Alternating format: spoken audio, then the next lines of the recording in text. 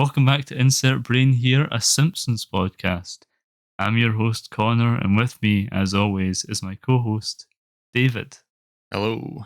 Today we're talking about Season 1, Episode 11, The Crepes of Wrath. Original air date, April 15th, 1990. David, what did you think this episode of The Simpsons was about? Every episode that I do the intro, I throw it to you, and every time you're shocked. I forget. Bewildered and surprised. I know. Every damn one. Right. Yeah. So it was the general plot. Just a quick summary. Quick summary of the plot.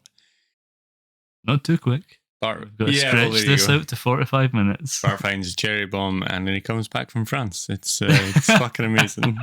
That's really about as brief a summary as you could have. Yeah, yep. That's the one. No, he's leaves everything in an absolute sty when he comes back in the door. Mm-hmm. Namely his skateboard at the top of the stairs. As well as his room being just generally a tip. Homer then falls down the stairs on the skate by slipping or tripping on the skateboard. Yeah, he slips on the skateboard and tumbles all the way down the stairs. Obviously then lying on his back, just immobile for hours on end. Aye. Marge comes in, finds him. Marge and Lisa, I think, come in. I think it is Marge and Lisa. Yeah, I think it is. Bart gets told to clean up his room. That's when he finds in an old box a cherry bomb that's still there. He thought he used them all up. Yeah. At school, showing off that he's got a cherry bomb, then decides to do like a good old prank, which is light it and flush it down a toilet. Mm-hmm. Do that in the boys' toilet. Principal Skinner's mother is there. She's using the girls' toilet at the time. The cherry bomb goes off and floods, which lifts her off the fucking seat. Shoots her into the sky, never to be seen again in this episode. Briefly heard. That's it. Very, very weak voice as well. On a different floor. Oh, yes. From the science room upstairs. But yeah, so he gets in trouble. Skinner turns up to the house and he puts forward the idea of an exchange program. Mm-hmm. Basically to, in his words, deport Bart for 3 months at least. Get a bit of respite. Aye. They eventually discuss it, ask Bart what he thinks about going to France. Bart's all for it because he thinks he's going to a big castle in the middle of wine country of France. Yeah. The alternative exchange student isn't from France, it's from Albania. Yes, yeah. Aye. A deal from Albania. A deal from Albania, yes. Yeah, so Bart buggers off to France and Adil rocks up to Springfield. Mm-hmm. Adil's sort of very nice. He's a nice boy who seems like a nice boy who is very pleasant to talk to and be around, essentially. Seems interested in everyone and everything. Yeah. Almost perhaps too polite. Oh, yes. Nice. I would imagine he is, very much so. But Bart's experience, somewhat different, rocks up to Chateau Maison, which turns out to be a crumbling ruin of a house. And apparently the donkey has been promised that the American boy will be doing all the work instead. All the back-breaking work. Is it Maurice the donkey? Maurice, yeah, I think it is, yeah. Not only does he get Bart to take over his workload, he also gets Bart's famous red hat. Yes, he does. So, a grueling few months there. Pretty much the whole time Bart's just doing back-breaking labour and getting nothing from it, being fed antifreeze. And a turnip. And a turnip, One singular turnip. One singular turnip on a meal, probably for the day. Yeah. Picking millions of grapes as well and making it all into wine. Yeah. But yeah, he eventually realises that he's learned French when he tries to talk to the police officer in France, realises halfway through the sort of exchange that he actually can speak French and explains the situation. They all get bussed and he ends up sort of praised, at least in French magazines and articles and whatnot. Yeah. So that's sort of Bart's line. This is all interchanged, but whatever. Adil's sort of deal is he's very nice, very accommodating. Maybe he's a little bit too polite. But yeah, so he also seems to put a large amount of interest into Homer's work at the power plant. Yes. And manages to convince Homer to take him there. Mm. And starts taking a bunch of pictures. Not of that the there's place. much convincing goes into No, not even slightly. Just asks, Well, basically. yeah, Homer oblivious the entire Oh, time, obviously. yeah. Not even at the end. Even after a deal has been caught by, is it the FBI, the CIA? Basically the FBI or something, yeah. And deported for stealing classified documents, selling them to another country, to his home country. Yes. Homer's still like, oh, I'll keep sending them those documents that you asked for. Yeah, I'll send you those blueprints you asked for. I think that's about it, though. I think pretty much, yeah. Adil gets found out as Sparrow the spy and gets deported, like you said. Bart rocks back up and everyone's happy to see him. He's happy to see them. And that's pretty much the episode right there. Yeah. That was a great recap of this episode. I think it's time to go into our world famous segment. It was not a great recap. Let's admit it. It made us. The recap hit the 45-minute mark, and that's what's important. That's the important thing. Filled out an I entire could episode. go at some of the early episodes, mate. I'm certain it's me just droning on for 40 minutes, and then I was talking about how it's Springfield and other stuff. I edited those episodes back to life, like Dr. Frankenstein. Oh yes, yep. Anyway, it's time for our famous segment. Eye on Springfield. Da da da da da. Da da da da da da. Yes. Da da da da da. Da da da da da da. Da da da da da da. Eye on Springfield. First appearance. Eye on Springfield is a segment where we talk about characters who've made their first appearance in this episode. Yeah. First appearance of Agnes Skinner. That'd be Skinner's mother. That's the one, yes. I'd be really, really dire if I didn't know her. But there was a brief moment. You just seen it in my eyes. I saw it right in your face. There was a previous podcast episode I was looking at. I was editing the other day where I asked, I'm like, who's Jacqueline Bouvier? Mm. And you're like, no idea. Yeah. Do you remember now who Jacqueline Bouvier? It's Marge's mother. Yeah, I know. I've been fucking Tom As soon as you Fiddle. said Marge, I remembered. As soon as you said Marge, fucking you didn't even have to get through to the mother part. I knew. Well, it's not going to be her father, Jacqueline. Yeah, I know, but could have been a fucking step cousin. Agnes Skinner, very different here to how she appears in later episodes. Mm. She's very kind, very affectionate with Skinner. Yeah. Just a sweet old lady. Yeah, she does seem to be that way in this. I don't think they finished fleshing out the backstory for Skinner. No, but we'll get to that in 10 years' time. Probably, yeah. We'll get to that at some point. When we get to the principal and the pauper, we'll talk in depth about his Yeah, I don't think they really thought about that part yet. So they were just like, what would be funnier? I guess if you called him Spanky. Yeah, he never calls him Spanky again in another episode. That's a one-off. Yep, and also I guess maybe it's to seem a little bit more like he was deserving of a punishment. Like Bart was deserving of a punishment after blowing up an old lady. Classic Agnes Skinner. Maybe he wouldn't. I don't think. I think Skinner might have secretly given him a high five for that one. maybe the cherry bomb is what changed her. Maybe that's it. Maybe that's destroyed her outlook on life. Horrible after that. Hated everything about people. If a blast of water shot up an old woman's vagina hard enough to rock her into and potentially through the ceiling of a public school bathroom. You know for a fact that those tiles are those tiles that lift up with no effort whatsoever as well. So she's in there somewhere, hanging from the ventilation. Oh Jesus! First appearance of Caesar. I'm blinking. You're blank, man. I'm going, mate. He's one of the French guys. Oh, I would have guessed as much, but they're one of the two French. I can't remember. I think he's the tall, thin one. Yeah. And Ugolin. First appearance of Ugolin. Right. Is the other one. Okay, I didn't even get that at all. Yeah. I would never have guessed that, mate. They kind of remind me of, and they do show up again at some point, but they remind me of Harry and Marv from Home Alone. Yeah. Yeah, they do. especially in their design. Obviously, those characters aren't French, but this the the sort of like the tall, way they thin look and one stuff, with the kind of fuzzy hair, yeah, and the bigger shorter, nose, and then the short, fatter fatter guy with the kind of thin hair on top. Yeah. And the little hat as well. Yeah. Aye. I don't know if that's intentional. That's not part of my notes. I don't know. I couldn't even tell you. You would know better than I would which one came first. This came first, this episode, but only by a few months. Right. Home Alone came out in 1990. Right. I'll double check. I think it's 1990. Why are we fact checking anything on this? We've never done it before. Why start?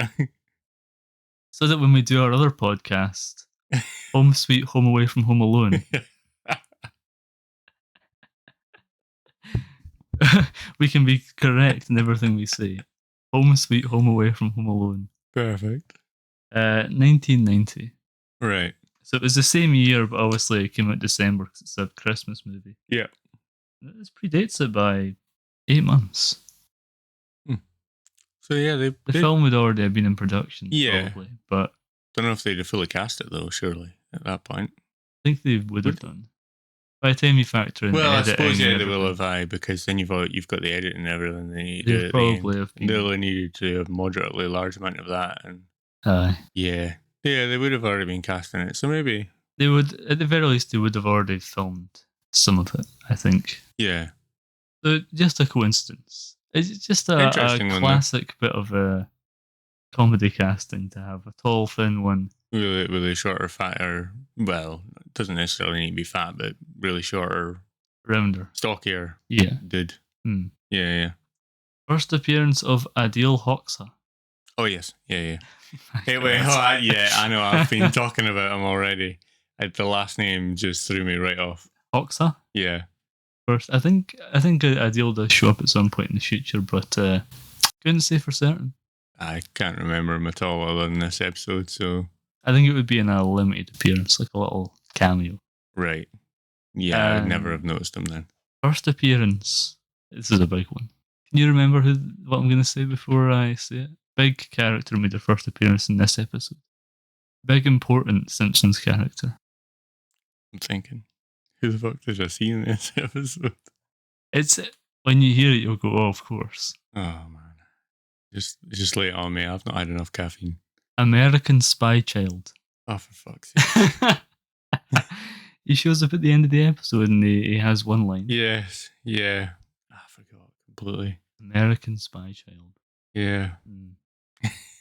If anyone is ripe for a spin-off, yes, it's American Spy Child and Adil Hoxha. Yeah, I would watch that, like a Mission Impossible style. Yeah. Espionage, Spy Kids series. Yeah, that would be good. Get on it, Disney. Not gonna happen. No, not gonna happen. Doesn't matter how much you ask for something for Disney, it's not happening. That is the end of our famous segment. Yes. Eye on Springfield. You look dead in the eyes, mate. I'm a corporate whore. Singing my little song. So that explains the get-up, the mini skirt and the gimp mask? Yeah. I was wondering. That's why my audio sounds a little bit unclear. It's the gimp mask and the ball gag. Yeah. The fact that I'm making words at all is actually quite impressive. You are very articulate around that ball gag. Talent.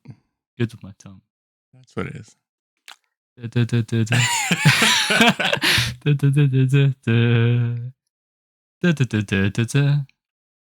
did you think about the episode, David? I thought it was I liked it. I thought it was a different sort of style of episode. Yeah. It didn't feel like any of the others. I guess it's probably because you're kind of feeling bad for Bart. Yeah, it's a bit of a sad episode in a lot of ways. Yeah. Sadder even than whatever the episode was where Lisa was sad. Episode 6. Oh, yeah, her depression one with the jazz. Yeah. Yeah. This is, I think, sad for different reasons, though. Yeah. It's child labour sad. Yes. Yeah. good old brand of sadness. Yeah, that's That the is one. child labour sadness. But Child enslavement yeah, in slavery? I would say that Yeah, child slavery or enslavement, I think. right. Child enslavement sadness. Yes, exactly. And in France. The worst. No. We've just lost our own listener. to be a slave in America, I'm sure would be much preferable to being a slave in France. Current day. Probably would be, actually. Yeah. You have to suck a frog off. Suck the legs off of his body, I mean, not his little frog knob. Unsalvageable. This episode is unsalvageable. Gone. We're fucking gone. No, I You're like the one that's going to have to try and salvage this as well. Subscribe to our Patreon so that I can hire an editor. Please. And gain back my fucking sanity. Yes. No, I liked this episode a lot. Yeah, I liked it. I thought it was, like I said, I thought it was a different sort of style of episode, and I liked it. I thought it was good. I like the sort of the whole spy thing. I mean, they didn't have much time to play with that.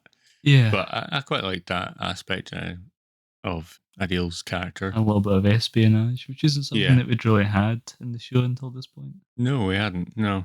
It's a good B plot and a good. I think just having Adil be a nice, kind person to the family would have been boring.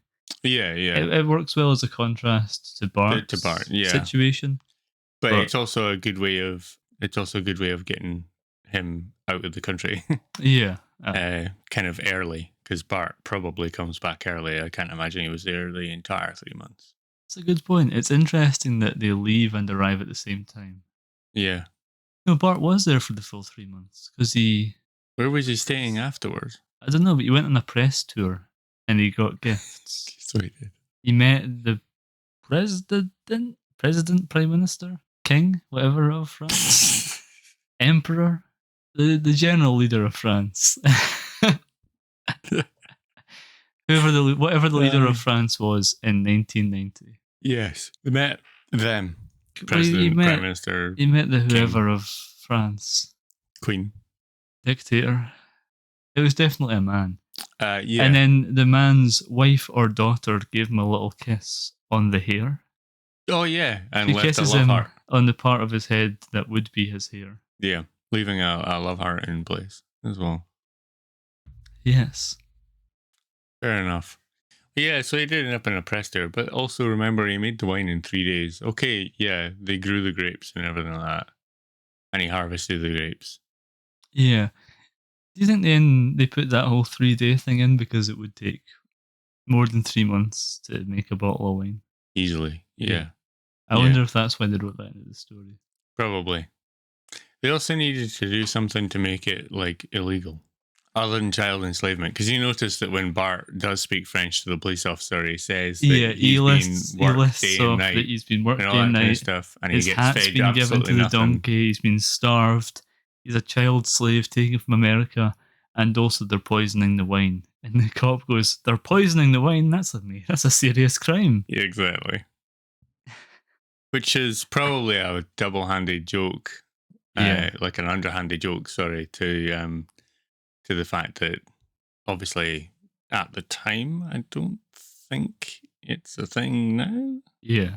But at the time, I think it was not a great situation for child labour and the like. In France? I think so. Wow. I'm not aware of the... It's not like... It wasn't particularly massively prevalent, but if you were in like the vineyards and stuff and you were a relative, for example, you'd dawn until dusk. Oh wow, pretty much, yeah. That is not, by the way, from articles. That is from a French person that I know. Oh right, who lived in those times in rural wine country in France. Wow. So yeah, I get it. That's probably, maybe that was just their perspective, but it was theirs and everyone they knew's perspective of it, at least. So my guess is that's probably a thing. It must have been. Maybe that was where they got the idea for the episode from. Maybe. Or maybe it was just a coincidence. Maybe. It could have been. Did you notice the subtle foreshadowing where Bart says, before being told that he's going to France, he says, the life of a frog, that's the life for me. Yes, yeah. Yep. Yeah. A frog being a derogatory term for a French Frenchman. person. Yeah. Mm-hmm. Yep. I always... Get slapped in the cock by a coaster? Sometimes, but I always imagine this episode to be later in the run. Same here. I think just based on the concept, because the animation looks like season 1 animation. Yeah. It's not any better than average. The characters are still kind of a soft and off model. Yeah. They're weirdly washed out at sometimes, like when they're all saying goodbye to Bart, for example. Yes. They're like pale yellow all at the left of the screen. And that wasn't this is a very new TV, and we're watching it on Disney Plus. Yes, we watched this one on Disney Plus. So it wasn't just the coloration of that, and it wasn't the entire episode. They were like very pale yellow. Yeah. But Homer was the standard full yellow.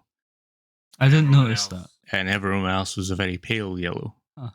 But Homer was just a background character at that point. He wasn't actually talking at that point. When he started talking, him and Bart were both bright yellow. Right. And everyone else was still pale yellow. Huh. So yeah, it definitely feels like overall, looking at it, it looks like a season 1 episode. Yeah. But it's not as bad as some of the previous episodes we touched on. Nowhere near it. It's not like it doesn't break the story. Yes. How bad someone looks or how bad it is. Like we were sort of discussing earlier, was the fact that we couldn't really see any issues, like any big blunders or anything in the episode. Yeah, we were discussing if our segment, boy, I sure hope someone got fired for that blunder, was going to make an appearance this episode. And it doesn't. I don't think it will. No. The only one that I noticed was Bart is wearing, obviously, not his classic outfit. It's like a ripped brown shirt. Mm-hmm. But it's not what he normally wears when he speaks to the cop. Yes, But then when they go to arrest Caesar and Ugolin, he's wearing his classic Bart outfit. Right, okay. Yeah. Of blue shorts and red t-shirt. Yeah. But that's so just more of a continuity error. 20 minutes. Yeah. So, yeah, but I think overall the episode does definitely feel like a much later one. I think it's got that in common. There's a few episodes that we've seen in series 1. Yeah. And that was a series and season in one go. Season 1 that feel like they're like at least season 2 or later. Yeah. But this one's definitely not because of the animation, but because of the story, I think. And the way it feels in general. The way I remember this episode isn't with the animation it actually has. No, I feel like I remember it being a lot more polished. Yes. But that's obviously just like the nostalgia haze, I guess. I mean, it's not terrible. Like we said, it's not terrible. Yeah, it's not an ugly episode by any means. It's actually probably one of the best looking that we've had so far. The entire episode, yes. Yes. Yeah. There's obviously other ones that have got much better looking segments in it, but the whole episode as a whole. There's a very beautiful segment in this where they drive from the motorcycle drive from the airport to the chateau. Yeah, Chateau de Maison or whatever it is. Aye. Yeah, that's a very interesting segment. I'll touch on that more in trivia. Right. Very good. Yes. Overall, good episode. Very good episode, a real classic. It feels a little bit short. I don't think it was. I think it's because... but I think there's so much going on. Yeah, you've it's got very off-kilter in regards to the 3-act structure. Yeah. That third act is about 5 minutes. Yes. The final act is very, very short. Yeah. If you think about the final act being from when Bart is freed from enslavement onwards, which I think makes sense. Yeah, I would say so. And the first act is just the cherry bomb prank and Homer falling down the stairs. Yes, aye. We forgot to mention that Homer pulls a Grandpa Joe in this episode. Oh, yeah. He's lying on the couch with his back thrown out. Yeah. Ringing a bell for Marsh to come and see to him on hand and foot. And then they find out that he's going to France. Bart is going to France. And Homer jumps springs up up off the couch. to high five Skinner. Yeah. Yeah. But yeah, I'd say that it probably felt short as well because we were kind of like invested in the B plot quite heavily. Yeah. So I wouldn't mind seeing a sequel to the B plot. Oh yeah, that'd be good. Unlikely by now. If there hasn't been one already. But however, yeah, if it's not already been, I don't think it will be by now, surely. Interesting. You never know. You never know. We'll find out when we get there, or don't. We do trivia? Yeah, let's do trivia. Are you excited for 3 blind mice trivia? Very excited. My God, my heart is palpitating. Unrelated to the trivia. Oh, of course. It's the gimp mask, I'm sure. It's the gimp mask in the coffee enema. Perfect. Where was my coffee enema? I drank it. That was that weird feeling then. Cut that out. Yeah, please. Agnes Skinner appears to be a nice... We've already covered this, but I'll fucking do it again. Yeah, go for it. Agnes Skinner appears to be a nice old lady in this episode. The writers have since justified this by saying that Bart's cherry bomb is what changed her into the cruel and bitter woman she is in later episodes. So it was that. It's actually been confirmed. It was confirmed. It was our speculation prior to this. Now it's confirmed with these unreliable facts. 90% bullshit trivia is what this should be called. Yeah, yeah. The 2 evil French winemakers are named after the villains of the classic French novels Jean de Florette and Manon of the Spring by Marcel Pagnol. Fair enough. I did not know of either. I think I'd heard of them before. I think I recognized the author's name. Bear in mind, I probably pronounced his first and last name wrong. Very wrong.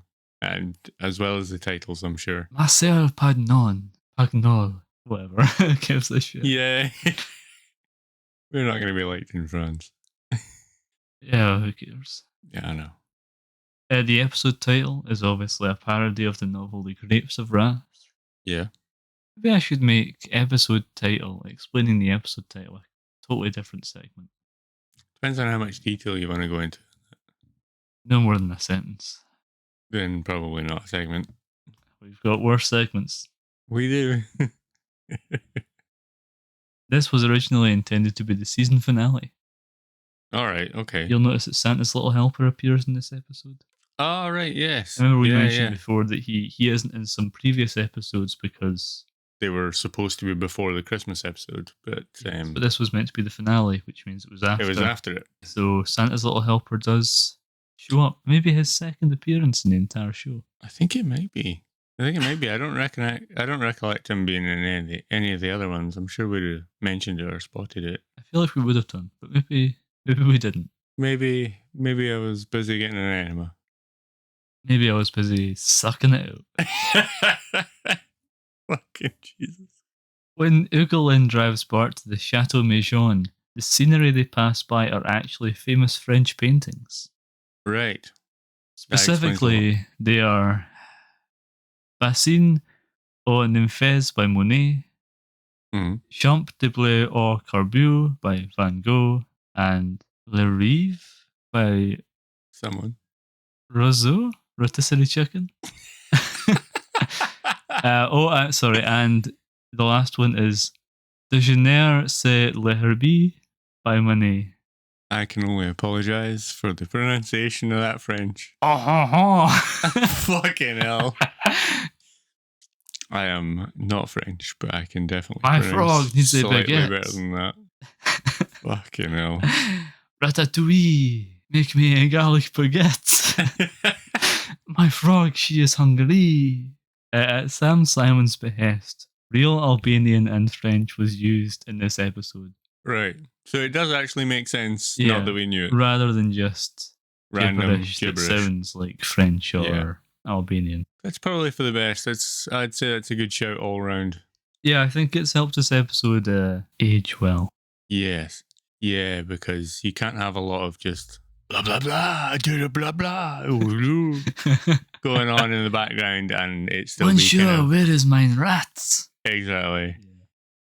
All that kind of crap going on, and it actually age even remotely well. This episode's going to age really well. Oh, this episode's going to be when fucking... we go to war with France. It's going to be dreadful. Caesar and Ugolin speak in French that is perfectly grammatical but poorly pronounced. Mm-hmm.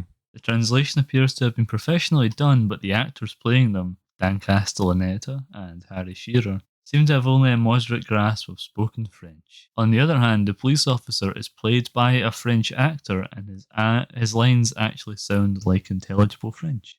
Mm. I did notice the difference when the when the police officer spoke French and sounded French. French, yeah, as opposed to the Americans doing French. Frenchish.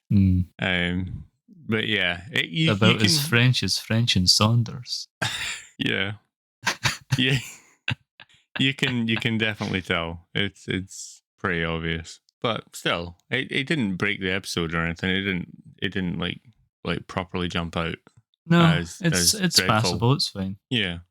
In the Quebec, which is French Canadian dubbing, Bart is unable to communicate with the French police officer because of his heavy Quebecese accent.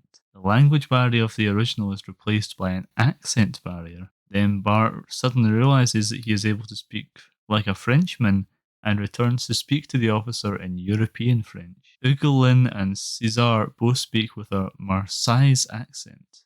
All right, fair enough. Fascinating. Yeah. That would be Marseille, but yeah. What did I say? Marseillais. Oh, whatever. It would be Marseille. But sure. Same shit, man. Is what I said also a location? No. Is what I said anything? What? Is what I said, is that anything? No, it's a bad pronunciation of the wrong location. I thought I was saying a different word. No. Because it's Marseille is the location. This is the first foreign voyage episode of the show. Yeah. First time they go out of America. Yes. In the sofa gag, Marge's dress is the wrong colour. We found a blunder. There's something for... This is at the beginning of our famous segment. Boy, I sure hope someone was fired for that blunder. Marge's dress was the wrong colour in the opening credits. The end. In the sofa gag. Or maybe it wasn't. The end. Back to Three Blind Mice trivia. Yeah. That episode. The code name of Adil Hoxha is Sparrow. Mm-hmm. This is most likely a reference to the code name of Joseph Baresh from Mission Impossible 1966, who is a spy in a fictional Eastern European country. That's pretty cool. Yes. At the time this episode aired, Albania was a communist dictatorship. Didn't know that. After the revolution of 1989, reforms were made by the communist government in 1990. Subsequently, the People's Republic was dissolved and the Fourth Albanian Republic was founded on the 29th of April 1991. So it's only been a republic as long as I've been alive? Yeah. Aye. The fuck? You can find out more about that in our Albanian podcast. David, what's that one called? I don't know any Albanian.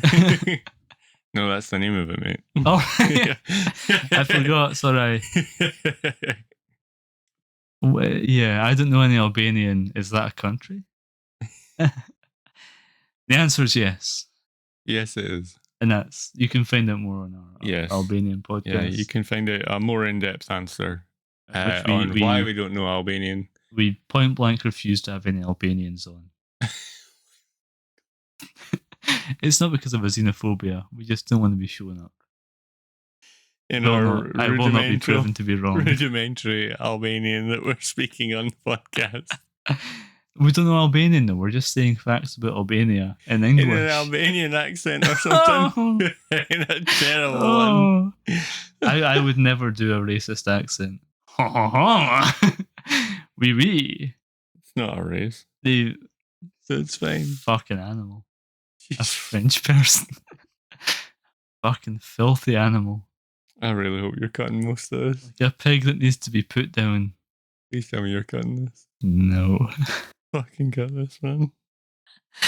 The finger tensing and staying excellent was taken from Jim Downey, who was friends with George Meyer, who was one of the writers on the show at this point. Mm-hmm. Jim Brooks encouraged the pillow talk scenes where Marge and Homer would talk at bedtime, which features heavily in this episode. Mm-hmm.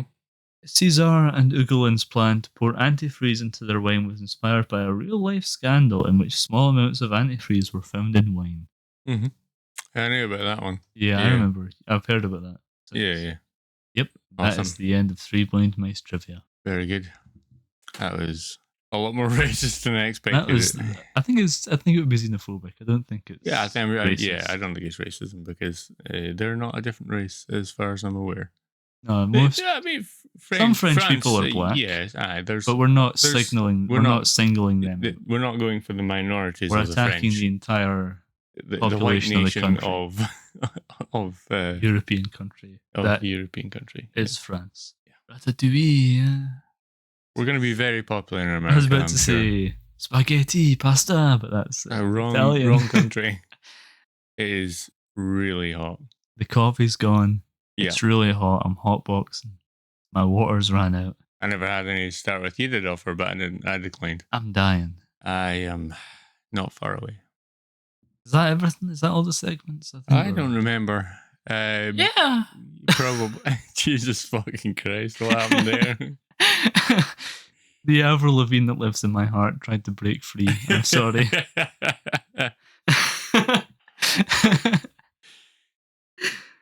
There was a come kitty kitty pushing up my throat. Christ. I've swallowed it back down. It sounds way worse than it should as well. It's time for final thoughts. What are your final thoughts on this episode? Hell. The podcast episode? Or? Both. Yeah, shit. You didn't like the episode? You've pulled a 180? No. On the podcast, mate. Maybe our worst episode so far. Oh, fuck. It's the sweatiest so far. Balls are sticking to my thighs right now. I'm unpeeling them every 2 minutes, mate. Why should I keep adjusting my seat? Are we good to wrap it up? Is that enough? We need final thoughts on the episode. Right, final thoughts. Again, it's a really great episode. It's a bit sad. Yeah. I feel like this is when, like we said with Lisa's sadness or whatever that episode was called, episode 6. Yes. I feel like the show is grappling more with real stakes, high stakes, and with drama. And it makes sense that this was intended to be the last episode of the season. Yeah. Because it's the one with the, like I said, the highest stakes and the most drama. Yeah. It's more I remember watching it as a kid and being genuinely worried for Bart. Yeah. And obviously, I know you watch it as an adult and it's obvious. An episode of a syndicated show, so obviously everything has to return back to the status quo by the end. Mm-hmm. Or nearly to the status quo by the end, because Bart is still happy to see the family and everyone's happy to see him. Yeah. And even Lisa's like, I missed you, sort of thing. And Bart does speak French now? Yes, yeah. Did the family ever find out about what he went through? I don't know. It just occurred to me that he doesn't tell them about being a wine slave. Yeah, because they're happy to see him because the other kid made them miss him. Mm-hmm. Because they were just not used to someone being that nice. Yeah. And that kind of made them feel guilty about the fact that they liked that aspect, not Bart's natural aspect. Huh. But that was part of it. And also the fact that Bart's one act of kindness, as Lisa pointed out, is getting them gifts. Which he drops on the tarmac. Yes, which he launches onto the tarmac to give his mum a hug. Was this when people got on planes in 1990?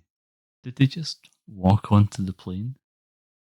What the fuck is that all about, man? Yeah, I Surely know that you would be in the airport and you would walk through the little tunnel that extends. It might have been because it's a chartered flight. I know that there were a lot of like when he got launched on yeeted off the tarmac when he was saying goodbye and then launched into the plane. There was obviously all those other passengers that had obviously been walked onto the plane. But what I was getting at there is there are a lot of countries, a couple that I've been to, that still do that. Really? But you don't necessarily walk from the airport depending on where the plane is taxied at or sitting at, you walk out the airport into a bus, and then it takes you to there, and it takes you to next to it, and they've got like a little coned off taped area that you just walk up to the plane. Huh. But yeah, you're wandering on the tarmac like if you just legged it from security and into the general direction of the runway, they'd have to stop all traffic. Wow. Because you're legging it down the runway. Probably being chased very fast by some security at this point. No, if it's in America. Big fat people. They'd have already shot you, mate. Yeah, I forgot all security guards have machine guns. Yeah. Sorry, I was thinking. You were thinking of the UK, but American build. This is this is pre 9/11. Well, they'd still have shot you, I'm sure. I don't know that plane security guards had guns before 9/11. They definitely all do now. I don't think the standard security would have, but if they were... I think they have rocket launchers now.